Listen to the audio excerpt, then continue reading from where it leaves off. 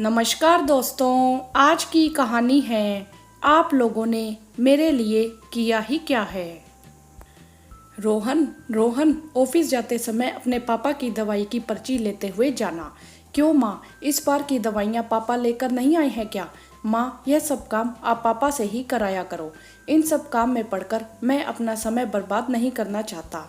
वैसे भी पापा दिन भर टीवी देखते रहते, उससे अच्छा घर का कुछ काम ही कर लें। बेटा, पापा के घुटनों का दर्द आजकल बढ़ गया है, जिससे उन्हें चलने फिरने में तकलीफ हो रही है। आजकल वह घर पर 2 कदम नहीं चल पाते। दवाइयाँ लेने सीढ़ियों से नीचे कैसे उतरेंगे? रोज की तरह आज भी पैर पटकता हुआ गुस्से में ऑफिस के लिए निकल गया। उसकी माँ सरला और उसके पापा अशोक जी वहीं बैठे उसे जाते हुए देख रहे थे। उसके जाने के बाद सरला जी अपने पति की तरफ देखने लगी।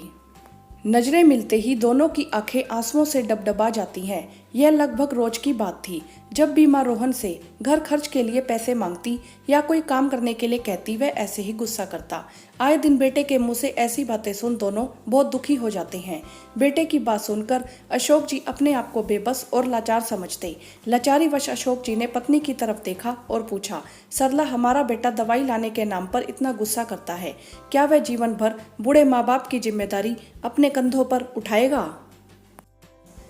साल भर पहले तक अशोक जी एक केमिकल फैक्ट्री में सुपरवाइजर का काम करते थे।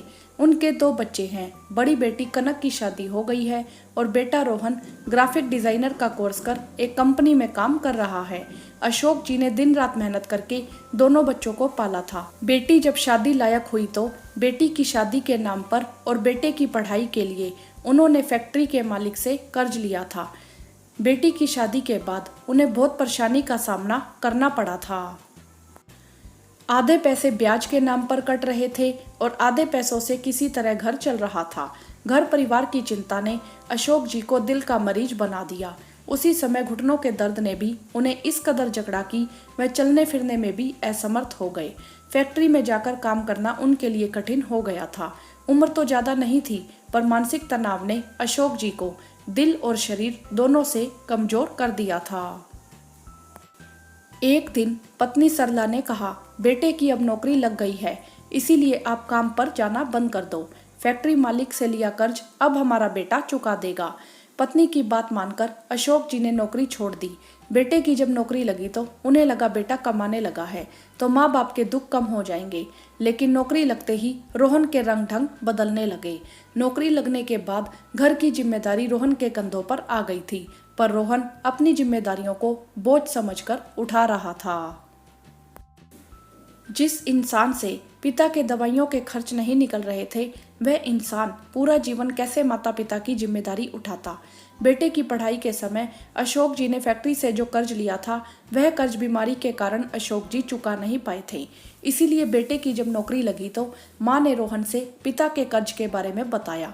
कर्ज की बात सुनकर रोहन चिल्लाने लगा, पापा कर्ज नहीं चुका सकते थे तो क्या जरूरत थी उन्हें कर्ज लेने की? मेरी पढ़ाई के नाम पर पापा ने दीदी की शादी के लिए कर्ज लिया था और अब वह जब खुद नहीं चुका पा रहे हैं तो उस कर्ज को मेरी पढ़ाई के नाम कर दिया।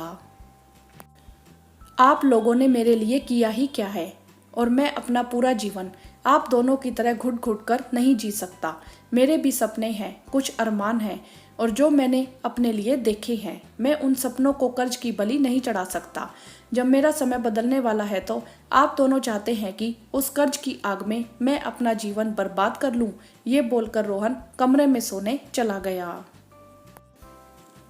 सरला जी जब कमरे में आई तो पति को चिंता में देख उनसे कहा, आप चिंता मत करिए, आपने जो कर्ज लिया था वह आप ही चुकाएंगे। मेरे पास जो मेरी शादी के गहने हैं, जो बेटी की शादी में आपने मुझे बेचने नहीं दिए थे, उन गहनों को बेचकर अब हम उस कर्ज से मुक्त हो जाएंगे। हाँ सरला, तुम्हारे गहने बेचकर हम उस कर्ज से मुक्त तो हो जाएंगे, पर अपने आने वाले बुढ़ापे का हम क्या करेंगे? हमारा बेटा हमें जिम्मेदारी नहीं अपना बोझ समझता है और बोझ को तो कोई भी उतार कर फेंक सकता है। अशोक जी ने दुखी मन से कहा, ऐसा कुछ नहीं होगा रोहन के पापा, हम अपनी जवानी जरूर अपने बच्चों के लिए जिए, पर अपना बुढ़ापा हम अपने लिए जिएंगे। मैं कल ही रोहन से कह देती हूँ कि वह हमारी चिंता ना करे, हम अपना कर्ज भी चुका लेंगे और अपना बुढ़ापा भी अच्छे से गुजार लेंगे। मगर सरला, ऐसा क्या सोचा है तुमने? आश्चर्यचकित होकर अशोक जी पत्नी की तरफ देखते हैं। अरे अभी आप सो जाइए, कल बताती हूँ।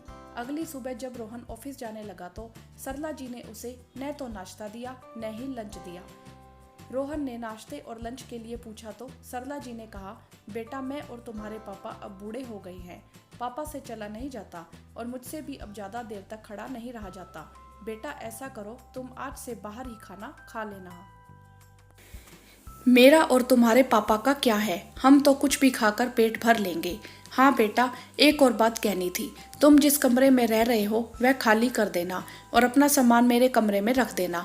बाहर टीवी वाले कमरे में सो जाना, क्योंकि तुम्हारा कमरा किराए पर लगाना है। हम नहीं चाहते कि हमारे कारण तुम्हें कोई तकलीफ हो। अब से तुम हमारी दवाइयों की चिंता भी मत करना। उस कमरे से जो किराया आएगा हम उसी में अपना गुजारा कर लेंगे। माँ की बात सुनकर रोहन को विश्वास ही नहीं हो रहा था कि माँ ऐसा कैसे कह सकती है। यह क्या बोल रही हो माँ, आप पागल तो नहीं हो गई हो? मैं आपका बेटा हूँ और अपने बेटे के साथ कोई ऐसा व्यवहार करता है? क्यों नहीं कर सकता बेटा? जब बेटा अपने माता पिता को अपनी जिम्मेदारी नहीं बोझ समझ सकता है, उनकी की गई परवरिश पर सवाल कर सकता है कि आप दोनों ने मेरे लिए किया ही क्या है। जब हमने तुम्हारे लिए कुछ भी नहीं किया तो अब हम क्यों करें? तुम अपने जीवन में खुश रहो और हमें अपने जीवन में खुश रहने दो। हाँ तो दोस्तों, कहानी में आपने देखा कि माँ बाप अपने बच्चों के लिए कितना कुछ करते हैं और इतना सब करने के बाद भी अगर बच्चे यह कह दे कि आपने मेरे लिए किया ही क्या है, तो माता पिता को कैसा लगता होगा? अपनी राय कमेंट बॉक्स में ज़रूर बताएं।